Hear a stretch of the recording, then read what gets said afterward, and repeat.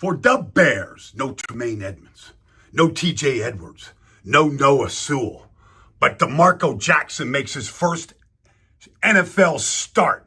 Came with Dennis Allen from the New Orleans Saints. And did he come to play? Like step up, bam, clean it up.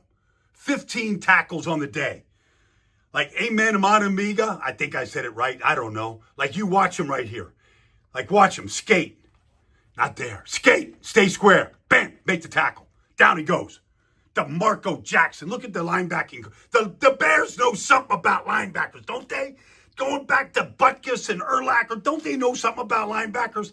That guy, number 50, that won a Super Bowl, they know a little bit about linebackers. Singletary. Here he is out there in the flat on 3rd and 2, right? Tackle for a loss.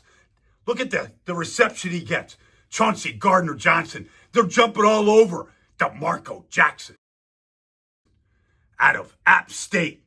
Oh, what a day. What a day. Clean it up. Here we go. Gainwell, right? You go, I go. You go, I go. Here we go. Tackle to catch. Beautiful. Well done.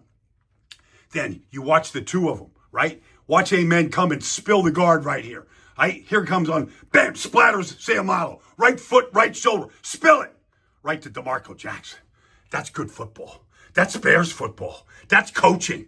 That's getting the next guy ready to play. DeMarco Jackson, first NFL start, 15 tackles. So, before we get back into the video, this breakdown, it was done by Brian Baldwinger. Baldy NFL is his handle on X. Go ahead and check him out. He's a former NFL player, now turned analysis. Does a great job breaking down NFL games, film, on every single team.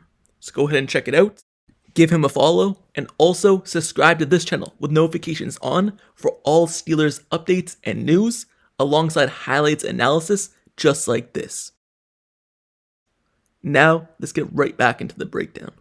Bear fans, I need to know this. Is this opening drive of the third quarter the greatest drive you've seen from a Bears offense in how many years? Caleb to Adunze right here, right over the middle, 17 yards. Next play, here we go. All right, 1st and 10. Now you get this. Adunze, here we go. All right? In cut. Ball's right there. Beats Joey Porter. The throw beats the good coverage. All right? 14 more yards. All right, here we go. Now, 1st and 5. Little hitch on the outside here to DJ. All right? He gets you 5 yards. He gets out of bounds. He does something a little silly with it. He flips it to Pierre. Penalty. 2nd. All right? Backs him up. All right? 2nd and 20. How about a slow screen? Let's invite the Steelers rush. Let's get them all to come to the party. And then let's just flip it over the top of them. A little floater to Swifty. And then you get Tooney and Dahlman and Loveland. Everybody down there, you pick up 14 yards. And then on the next play,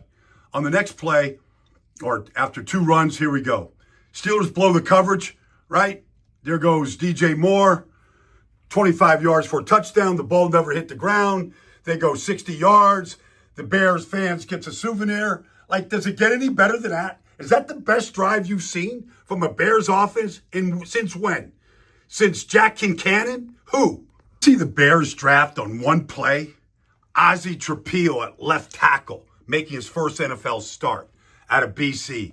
Luke Newman, a 6th-round pick out of Michigan State. Kyle Monangai, a 7th-round pick out of Rutgers. We're not done yet, but we're getting through the hole right there. Bam, there's the cut. And then who's their 2nd-round pick out of here out of Missouri? Luther Burden blocking. That's the Bears draft right there. Going right at the Steelers, right down the field. 9-yard pickup, 1st down. The rookies getting the job done up front. Why do you think Caleb Williams on 3rd and 2 at the 2 waves in Cole Kmet to this spot? What do you think he's there to do? Like, just think about it here. He's kind of an awkward position, but he's there to throw the blade at TJ Watt. This is just great design. Like, Adunze gets the block on Duggar. You get Jackson and Darnell Wright taking their tackles and linebacker in the end zone, and Monangai walks into the end zone for the game-clinching touchdown. Just coaching matters. Design matters. So, the Chicago Bears beat the Pittsburgh Steelers yesterday, 31-28. And even though the final score says the game was close, it just seemed as though the Bears just destroyed the Steelers in every facet of the game. And were in a comfortable lead all game long. Yes, there was one point when the Pittsburgh Steelers got that strip sack touchdown, it seemed as though they're going to start pulling ahead and they're going to start being in a comfortable position all game. But ever since that moment, they really just did nothing the rest of the game until they got a late game touchdown to make the game close. Other than that, the Chicago Bears were able to do whatever they wanted, both on the offense side of the ball in terms of the pass game, but also just the defense side of the ball in terms of getting stops whenever they needed to. And I'm going to start out with Caleb Williams, because yes, he put up 239 yards, 3 touchdowns. The only turnover he had was that strip sack, like I said. But other than that, the pass offense was able to destroy the Steelers, and that involved everybody. You look at DJ Moore, 64 yards. Odumze, 53 yards. Loveland, 49. Burden III, 46. So everyone got involved in the game. And it wasn't just one player. And in the run game, they're able to put up a good yards per carry on the day. For example, you look at their run game in Mongol, he had 48 yards, but that was 4 yards a pop. So it's not like they ran the ball a lot. And their other running back had 15 yards a pop. Caleb Williams, whenever he took off, he had 5.2 yards per pop. So even though they didn't run the ball a lot and they didn't dominate on the ground, every time they did run the ball, they're able to get whatever they wanted out of it. So they also put in 1 touchdown on the ground, along to go with 3 touchdowns through the air. So the Bears offense destroyed the Steelers in that way.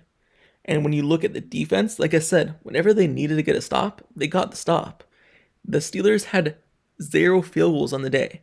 Usually the Steelers, they're not able to execute in the red zone and then you get a field goal. Or they get to the 50-yard line, kick a 50-yard field goal. But no, that did not even happen.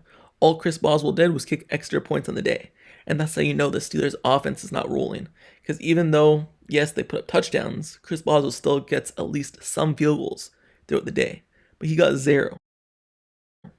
So when you look at the defense of the Bears, they were missing all their inside linebackers, all their starting cornerbacks, and then they had players go down with injury during the game to their defense line. So they're missing so many players, yet they're able to do so good in terms of getting stops, like I said, whenever they needed to. You look at the linebackers they deployed out there, they were backups. Yet they had a player get 10 tackles, that other players contribute with 12. And there are just so many players who did so well for the Bears on the defense side of the ball. And they even had a player get interception in right. And it seemed like whenever the Steelers took shots down the field, they just weren't there. Whenever they did that deep ball and those go balls that Mason Rudolph are usually so good at, the Bears just had it all covered up and nothing was open. There's 1 catch that was made that was actually a pretty good throw by Mason Rudolph to Skornick.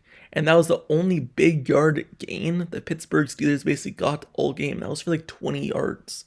So other than that, the Pittsburgh Steelers, they were just dinking dunking all game long. Screen passes, jet sweeps, just slant routes, underneath throws, running back dump offs. They just weren't able to get anything down the field. And that's just a all-out credit to this defense for stepping up. That was probably a game plan by the Steelers as well, wanting to do underneath stuff, but the game plan obviously wasn't executed well enough, and the game plan was destroyed by the Bears defense because they weren't able to get nothing going. Mason Rudolph only had 171 yards. He had 1 touchdown, 1 interception, 2 sacks taken. Yes, the run defense of the Bears was not good. Warren was able to do good. Gainwell was able to do good. But in reality, the Pittsburgh Steelers, it just looked like a struggle out there to get anything going in the pass game. And whenever they threw the ball, you just knew it wasn't going for anything.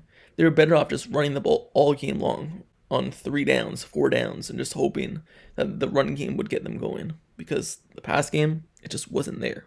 So that's how the Steelers got destroyed. The Bears were able to completely shut out the Steelers' pass game, allow them to do absolutely nothing, look terrible. And then the Bears' offense was able to get whatever they wanted out of the Steelers' defense. That was chunk yardage, busted coverages, underneath throws, run game, doesn't matter. Everything was there for the Bears.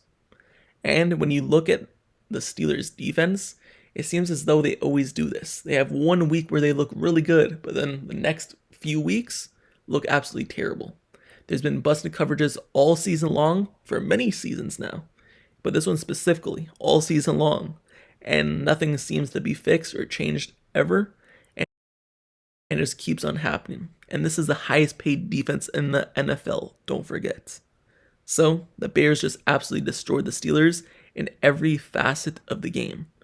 That's big chunk yardage, but also just doing the little things that usually the Steelers do to turn around the game.